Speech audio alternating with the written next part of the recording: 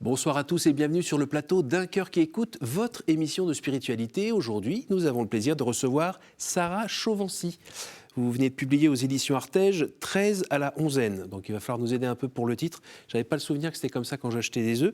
Donc vous allez nous raconter cela dans un instant. Vous nous racontez surtout ce qui vous a poussé avec votre mari à accueillir autant d'enfants dans votre maison. Et dans votre cœur, évidemment. Dites-nous, Sarah, déjà, qui êtes-vous? D'où venez-vous? Bonjour, moi je suis donc Sarah Chauvency, je viens de la Drôme, je suis mariée et j'ai 5 enfants. Alors quand vous dites 5 enfants, vous pouvez détailler un petit peu? Alors avec mon mari, on s'est mariés en 2008, on a 3 enfants bio, on a adopté 2 autres enfants et on a aujourd'hui un 6e enfant qui nous est confié sous tutelle. D'accord. Alors, quand j'ai regardé les âges, je ne suis pas très bon en mathématiques, mais il y a un moment, il y en a un où c'est bizarre, là, j'ai l'impression qu'il... Notre livret de famille, il est très drôle, parce que nos 3 enfants bio ont respectivement 14, 11 et 8 ans. Notre fille, qu'on a adoptée à 10 ans, elle arrive en 4e position, mais elle vient s'intercaler entre les 2 derniers. Et notre fils, que nous avons adopté également, a 21 ans. Et du coup, il arrive le dernier, mais il vient se positionner en premier. Alors, ça a dû choquer un petit peu la mairie, ça, non? Parce que d'habitude, c'est bien rangé, bien propre sur soi. Ils vous ont pas proposé de refaire votre livret de famille? C'est une très bonne question. Si, ils m'ont proposé de refaire notre livret de famille. On a choisi de le garder tel quel. Alors, l'adoption, c'est pas comme ça un matin quand on se réveille en se disant tiens, si on adoptait. Comment c'est arrivé chez vous deux, ce désir d'adopter? Je crois qu'on en parle avec mon mari depuis qu'on s'est mariés. On n'avait encore pas d'enfants. Et petit à petit, au fil des années de mariage, ce projet-là s'est un peu plus établi. On a fait le parcours d'adoption classique, d'agrément classique. Et on a obtenu l'agrément pour adopter un enfant de 0 à 6 ans porteur de trisomie 21. C'était vraiment notre projet d'adopter un enfant dont sa pathologie, son handicap, ses problématiques avait fait qu'il était un jour laissé à l'adoption. Voilà, donc on a accueilli dans notre famille Anaé, qui est arrivée à l'âge de 6 ans et qui donc a rejoint une fratrie de 3 frères dans un premier temps. Alors, on va remonter la bobine. Vous naissez dans un joli coin. Je nais dans un, oui effectivement, un joli coin de la Drôme. Pas du tout d'ailleurs, je nais en Ardèche. Je suis née en Ardèche, mais je vis dans la Drôme. Je viens d'une famille d'origine protestante, mais on n'a pas été élevés avec mon frère et ma sœur dans cette optique-là. On a été élevés dans une famille avec de belles valeurs, très, très tolérantes, une maison ouverte où il y avait toujours du monde, des copains, des enfants. Voilà. Votre père ne croit pas en grand-chose? Mon père ne croit pas en Dieu. D'accord. Et ma maman peut-être. D'accord. C'est une bonne réponse. Donc c'est pas le centre des conversations? Non, voilà, c'est ça. Voilà. Et là, en gros, chacun mène sa vie, se lance dans la vie. Exactement, on est assez libre de choisir, on est assez libre. Et à l'adolescence, c'est un peu compliqué ce passage-là dans ma vie. J'ai redoublé, toutes mes copines sont en seconde. Moi, je suis restée au collège du village et je ne suis pas encore interne dans la ville d'à côté. Et j'aime pas trop cette année. Et mes cousines, qui sont des jeunes filles engagées dans leur église protestante, m'invitent avec elles pour venir au groupe de jeunes le samedi soir. Et donc, moi, j'habite dans le fin fond de la Drôme. Le groupe de jeunes est dans le fin fond de la Haute-Loire. Entre les deux, il y a l'Ardèche. Et tous les vendredis soirs, je vais faire la misère à mes parents pour rejoindre ce groupe de jeunes. Dans un premier temps, parce qu'il y a des gens sympas, des copines et tout ça, mais parce que quand même aussi, je me pose des questions concernant Dieu. Petit à petit, j'obtiens des réponses. Et voilà, chaque week-end, je vais traverser. Vous aviez quel âge, là? J'avais 14-15 ans. D'accord. Voilà.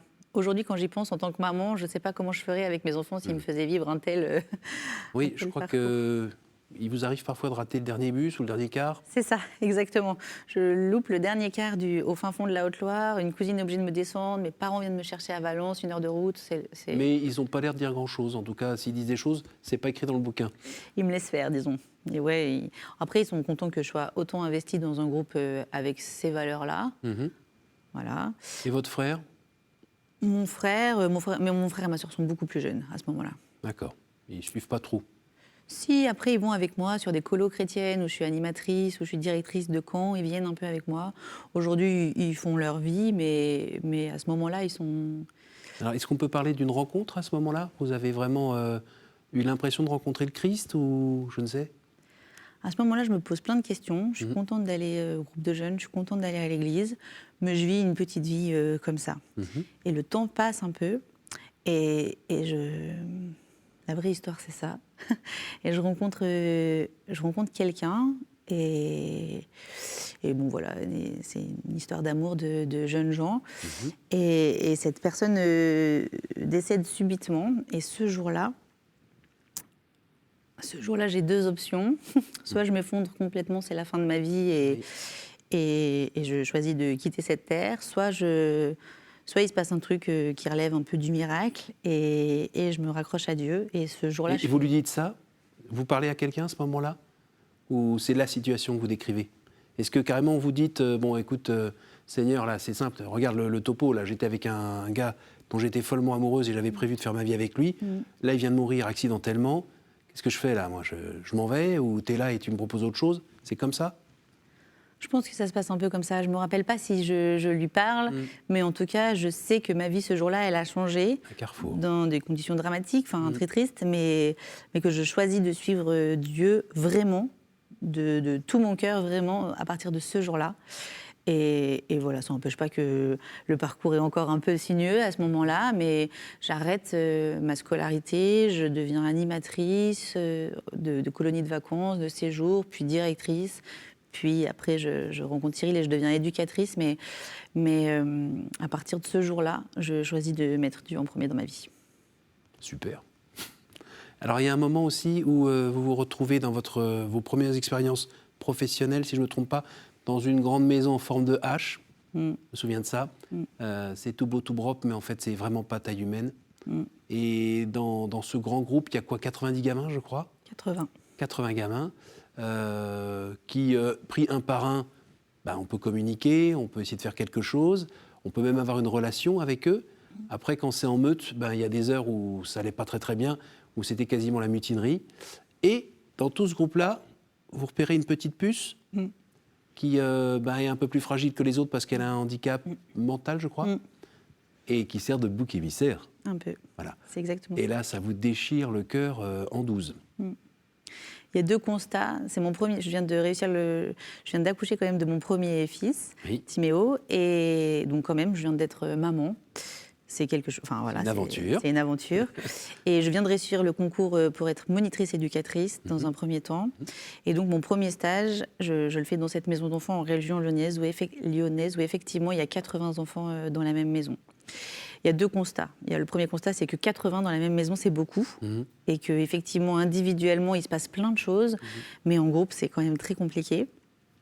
Même si après, évidemment, il y a des sous-groupes, tout ça, mais ça fait quand même, dans une maison, 80 enfants. Et le deuxième constat, c'est qu'au milieu de ces 80 enfants, il y a une petite fille qui est en situation de handicap et qu'effectivement, elle se fait beaucoup chahuter. Et là, je connais peu le monde de la protection de l'enfance parce que j'ai beaucoup travaillé au préalable dans le secteur du handicap. Et donc là, je me retrouve face à cette petite fille qui se fait beaucoup embêter. Et je me dis, mais en fait, qu'est-ce qui existe dans le secteur de la protection de l'enfance pour les enfants qui ont une mesure de protection et qui sont en situation de handicap? Parce que là, ça fait beaucoup, là. Ça fait effectivement, c'est double. Et je réalise qu'il n'existe pas beaucoup de choses encore. Et je me dis, ce jour-là, vraiment, je me rappelle très très bien, au terme de ces 3 mois de stage, je me dis, un jour, je ferai quelque chose. On a d'autres enfants, on a nos 2 autres enfants, Manoé et Louane. Et voilà, je suis sur un poste d'éducatrice. Et je viens d'avoir Elouane. Cyril travaille beaucoup à ce moment-là, il est ambulancier. Et voilà, il n'est pas beaucoup à la maison et il a des grandes amplitudes horaires. Vous n'avez pas les mêmes horaires? C'est ça. Et je me dis, bon, Qu'est-ce qu'on fait? je me rappelle de cette expérience vraiment qui reste bien ancrée toutes ces années dans ma tête, et je me dis, je vais devenir famille d'accueil. Comme ça, je pourrais accueillir à mon domicile des enfants qui relèvent de la protection de l'enfance. Vous serez présente à la maison avec vos propres enfants. Exactement. Et pas besoin de les faire garder à droite à gauche. Et en fait, en me renseignant sur le métier formidable d'assistante familiale, pour devenir famille d'accueil, je me rends compte que je vais perdre un peu mes fonctions d'éducatrice spécialisée, de coordination. Entre-temps, j'ai fait la formation d'éduc-spé, donc je suis éducatrice spécialisée, monitrice éducatrice spécialisée. Du coup, si je deviens famille d'accueil, assistante familiale, je vais perdre un peu mes fonctions. Et donc, vous êtes assez battue pour les avoir. Exactement. Voilà. Du coup, sans le bac, je précise, parce que j'arrête mes études en plein milieu de ma terminale. Et donc, j'arrive par des parcours différents à... Donc, une vraie bataille. Voilà. Et du coup, je me renseigne sur ce qui existe comme autre type d'accueil et je découvre le statut lieu de vie et d'accueil. C'est vraiment l'alternative entre la famille d'accueil et le foyer. C'est un établissement, un fonctionnement d'établissement, mais où les enfants vivent avec la famille qui dirige cet établissement. D'accord. Donc pratiquement aujourd'hui, vous vivez avec votre mari, vos 3, 4, 5 enfants, et en plus, vous accueillez des enfants parce que vous êtes famille d'accueil. Oui, c'est ça. Alors, c'est presque ça. Ouais. Aujourd'hui, je vis avec mon mari, Ça, c'est déjà bien, ça commence bien. Nos 5 enfants, Oui. la petite fille qui nous est confiée à titre de tutelle, donc on compte 6 du coup chez les Chauvency, et il y a 6 enfants qui sont placés et accueillis chez nous, avec qui on vit également au titre de notre lieu de vie et d'accueil, l'Espérance. Ils ont quel âge? Les enfants qui sont accueillis en ce moment, ils ont entre 6 et 19 ans. D'accord. Et ils restent en moyenne combien de temps chez vous? C'est très variable. Le projet, c'est vraiment qu'ils puissent réintégrer leur famille. Donc, du coup, le travail est dirigé dans ce sens-là. On accompagne l'enfant au quotidien, mais on travaille aussi avec toute notre équipe, parce qu'on est quand même plusieurs, et les différents partenaires, sur un retour en famille. Et quand c'est pas possible, que c'est trop difficile ou pas envisageable pour le moment, on travaille sur le développement de l'autonomie au maximum pour que ça puisse devenir des super chouettes citoyens. Donc ils peuvent rester de quelques mois à quelques années. La plus ancienne aujourd'hui, elle va s'envoler dans quelques semaines. Elle a 19 ans et elle est arrivée à l'âge de 16 ans. D'accord. Et alors, votre mari, il s'est mis à dispo pour aider l'association ou il continue à faire ses trajets Non. Il est resté quand on a ouvert le 1er septembre 2016, il est resté ambulancier quelques mois. Et ensuite, quand on a accueilli le 4e enfant, on n'a pas accueilli 6 enfants tout de suite. Quand on a accueilli le 4e enfant, il a quitté son travail pour être salarié de notre association à plein temps également. C'est un vrai plein temps. Alors, dites-nous... on voit bien autour de nous des couples qui ont 2 enfants ou 3 enfants et qui sont déjà à ne pas pouvoir tourner. Vous carburez à quoi pour faire tourner toute cette baraque et sans oublier votre mari dans l'aventure? On carbure au sourire des enfants. Ça marche, ça, comme réponse? Oui. Moi, chaque jour, je les regarde. Alors, des fois, je les regarde et je suis un peu agacée parce que ça fait 1000 fois que je répète la même chose, mais souvent, je les regarde et j'ai beaucoup d'émotions parce que je vois un grand groupe d'enfants. Le concept, c'est qu'on vit tous ensemble. Donc, il y a nos 6 enfants, les 6 enfants accueillis. C'est une grande tribu. Il y a une grande table pour manger? Il y a une immense table. Il y en a même une grande et une petite. Il y en a même 2.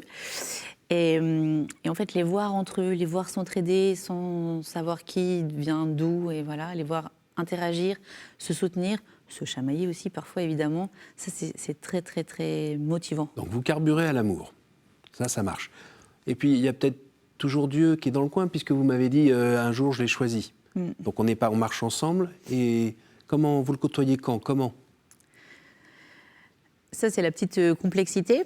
Au quotidien, dans ma vie personnelle, au quotidien avec tous les enfants, c'est un peu différent. Nos enfants à nous, les enfants Chauvency, ils vont avec nous à l'église quand nous sommes de repos.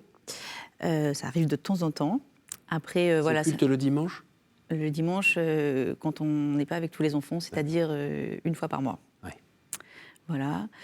Après, nos grands, ils vont au groupe de jeunes. Alors ça, ils peuvent y aller chaque semaine. Ils sont autonomes. On a plein de petites stratégies pour vivre avec Dieu en famille. Après, avec les enfants qu'on accueille, voilà, le sujet est libre. Ils savent qu'on est une famille chrétienne. On a aussi une éducatrice qui est de religion musulmane. Voilà, la parole est libre là-dessus sans en faire de tabou. Sachant que le statut de l'association, vos engagements avec le département et autres font qu'il faut être vigilant sur ce terrain-là. Exactement. C'est sympa. Bienvenue dans la famille chrétienne. Non, voilà, du coup, c'est pas ça. Voilà, c'est ça. De temps en temps, c'est un peu dur. Là, on a envie de dire un merci à Dieu. Hey, merci mon Dieu, ça, merci. Ça n'empêche pas de le faire en couple, souvent. Voilà. On se réjouit et on remercie pour chaque petite victoire et on remercie Dieu pour chaque petite victoire qu'on obtient. Voilà, on ne le fait pas publiquement sur la place publique, mais dans notre couple, oui, ça fait partie de notre quotidien. Est-ce que la prière personnelle est organisée comme le reste de vos journées ? Pas vraiment. Non, honnêtement, pas vraiment. Notre prière personnelle, elle est quasi quotidienne, mais elle n'est pas tous les matins à 8h, quoi. Elle n'est pas inscrite. C'est tellement le quotidien, c'est tellement organisé, cadré, qu'elle peut être à plusieurs endroits différents en fonction de l'emploi du temps. Le soir, après la journée, tous les deux ? Le matin ou le soir, oui. Il y a la Bible dedans, oui. C'est ça ? Ouais. C'est plutôt un temps de lecture, de méditation ? Et de prière. Et de prière. Et sans ça, ça donnerait quoi ? Sans ça, ça ne marcherait pas. Pourquoi ? Parce que c'est ce qui nous anime en premier lieu et c'est ce qui nous permet, à mon avis, de tenir même quand c'est très compliqué. Qu'est-ce qui est compliqué ? Parce que quand on vous voit là avec votre sourire, quand on lit votre livre, on a l'impression quand même que ça roule, quoi, que ça tourne. Ok, de temps en temps, ça tiraille, c'est un peu compliqué sur le plan matériel, comment on va faire, mais finalement, ça avance. Non, vraiment, on est chanceux, hein, ça roule, ça avance, c'est plutôt des grandes autoroutes, j'aime bien dire ça comme ça. Il y a parfois quand même des péages. Ce qui est dur, c'est les histoires de chaque enfant, faire respecter les droits des enfants, faire respecter les droits des familles, porter tout ça tout le temps. Parfois, ça peut être difficile et il faut être vraiment entraîné et endurant. C'est-à-dire le caractère d'un enfant qui a vécu des choses difficiles chez lui, et ça ressort un peu, par exemple, dans votre équilibre familial ? Il y a de ça, par exemple ? Non ? Pas tellement. Parfois, ils ont des histoires compliquées. Je lis les dossiers avant qu'ils arrivent et je me dis, oulala, là, c'est vraiment un challenge. Et en fait, le fait de vivre ensemble, cette notion de permanence, d'être tous les jours, c'est pas un éducateur le matin, un éducateur le soir, un veilleur de nuit, un stagiaire, un remplaçant. On est toujours là, nous, Sarah, Cyril, on est toujours là. Mes enfants aussi. Ils sont pas que entre enfants placés, ils sont mélangés avec une famille, avec d'autres enfants. Mon fils et une jeune fille partent faire du vélo, une sortie au ski, une activité scolaire. Tout est un peu mélangé. Et ça, je pense que ça... Je pense pas, je suis sûre, ça allège vraiment le quotidien et cette étiquette d'enfants placés qu'ils ont plutôt l'habitude d'avoir. En fait, même quand je lis des dossiers très très compliqués et que je me dis, oula, là, c'est vraiment un défi, dans les faits, avec cette organisation-là, dans la plupart du temps, ça se passe relativement bien. Il y a des moments plus difficiles que d'autres, des enfants qui testent, qui viennent tester le cadre. Il y a quand même des enfants qui mettent le feu, hein. C'est vrai, il y a une petite histoire avec des enfants qui mettent le feu. Bon, c'était presque tous les miens ce jour-là, mais oui, pour réparer une de leurs bêtises pour lesquelles on les a repris. Racontez-nous. Non, vraiment, je ne vais pas vous raconter ça. Vous lirez le livre. Mais non, dans le quotidien, vraiment, c'est pas si difficile. Mais c'est ces enfants qui sont placés par le juge des enfants. Effectivement, ils ont une histoire parfois un peu complexe. Notre but, vraiment, en équipe, parce qu'on a quand même une super chouette équipe qu'on a recruté, qui travaille avec nous, moniteur éducateur, auxiliaire puer. Ça fait quoi, 5 personnes ? Donc on est nous deux éducatrices, et après on a une autre éducatrice de formation auxiliaire péricultrice, Fanny Férouz, Jeanne qui travaille aussi au quotidien avec nous, une maîtresse de maison, Lancine qui nous a rejoint. L'histoire de Lancine, elle est belle. C'est un réfugié qui arrive juste avant sa majorité, qui est accompagné par diverses associations. À un moment donné, On le rencontre par hasard chez la marraine de notre fils. Il veut venir dans notre établissement. C'est refusé, donc il ne vient pas, mais on l'accueille. Je vous fais la version très rapide. On l'accueille quand même sur des temps de week-end, des temps de vacances. Il se lie d'amitié avec notre dernier fils, Elouane, vraiment, tellement que je pense qu'il y a un voyage en Afrique qui se profile là pour aller visiter sa famille. Et finalement, là, en septembre, il arrête complètement il obtient son diplôme de carrossier, mais il réalise qu'il veut devenir éducateur. Et du coup, il a rejoint notre équipe. Là, maintenant, il est majeur. Il a rejoint notre équipe en septembre sur une alternance. Et cette histoire est vraiment très, très belle, en vrai. Et je ne sais pas pourquoi je vous parle de lui, parce que donc, il est salarié de l'association sur son contrat d'apprentissage également. Dernière question. De temps en temps, il y a quand même la fatigue physique, la fatigue morale, une certaine lassitude qui peut vous tomber dessus. Alors, à vous voir, on n'a pas l'impression que c'est dans votre tempérament de s'écouter et que vous êtes toujours pleine d'énergie pour avancer, mais de temps en temps, ça doit bien quand même venir un petit peu, je sais pas, des mauvaises nouvelles ou de la fatigue qui vous cisaille les jambes. Comment vous faites à ce moment-là pour repartir assez vite? Parce que, vu ce que vous venez de nous raconter, vous ne pouvez pas rester très longtemps dans le canapé à comater ou à psychoter. Non, ça ne dure pas très longtemps. Des fois, il y a des choses un peu difficiles qui me tombent dessus et où je m'écroule un peu. Ça dure pas très très longtemps. Je ne sais pas, je dois être dotée de quelque chose d'un peu spécial. Non, j'aime bien voir les choses positives. Donc quand il y a des choses négatives qui arrivent, eh ben, je cherche le positif. Tout de suite. Tout de suite. Voilà. C'est une habitude de l'esprit. Je ne sais pas pourquoi, mais j'ai choisi cette option-là. Et du coup, ça aide à repartir. Et puis, Vous parliez de l'humour aussi. Oui, chez nous, on rit beaucoup. Alors ça, c'est la partie de mon mari, plutôt. Mais Enfin, quand il cache votre sac, c'est pas bien malin. c'est pas bien malin, monsieur, sur des petites choses toutes futiles comme ça qui nous permettent de tenir sur du long terme, avec les éducatrices qui travaillent avec nous aussi beaucoup, et avec les enfants, évidemment. Voilà, on rit, on chahute, on joue. Alors des fois, il y a des temps où c'est très formel, et voilà, je revendique quand même de tenir un cadre assez... un cadre, voilà. Mais quand le cadre est juste et bienveillant, finalement, c'est quand même assez agréable pour tout le monde. Et oui, on rit beaucoup parce que des fois, c'est pas drôle. Mais voilà, je sais que toutes les choses sont conduites et qu'on n'est pas éprouvé au-delà de nos forces. Ça, c'est 2-3 petits passages que j'ai bien en tête. Je ne suis pas une connaisseuse parfaite de la parole de Dieu dans les moindres mots, mais par contre, j'ai quand même le sens et la lecture quotidienne, évidemment, mais j'essaye de l'appliquer dans ma vie en me disant que c'est le chemin, qu'on n'est pas éprouvé au-delà de nos forces, donc je suis capable de traverser ça.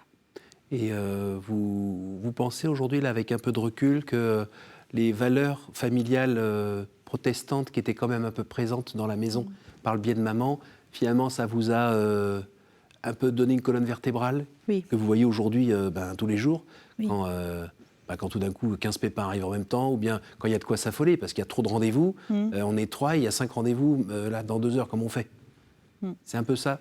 Oui, les valeurs quand même chrétiennes qui nous ont été à un moment donné transmises dans notre famille, certes, c'est certain que ça nous aide au quotidien et que ça a fait cette philosophie, cette façon de penser chez nous. Donc Sarah, c'est le moment des questions. Questions courtes, réponses courtes. Est-ce que vous pourriez me dire un chiffre entre 1 et 10, s'il vous plaît? 4. Quel est l'endroit ou le lieu qui vous porte le plus à la prière? La montagne. La montagne, les paysages, les couchers de soleil, la montagne. Une nouvelle fois, entre 1 et 10? 2. Si vous pouviez revenir en arrière et changer quelque chose dans votre vie, que feriez-vous? C'est une très bonne question. Si je pouvais revenir en arrière, qu'est-ce que je changerais? Je créerais le lieu de vie et d'accueil L'Espérance plus tôt. Une petite dernière pour la route. Allez. 6.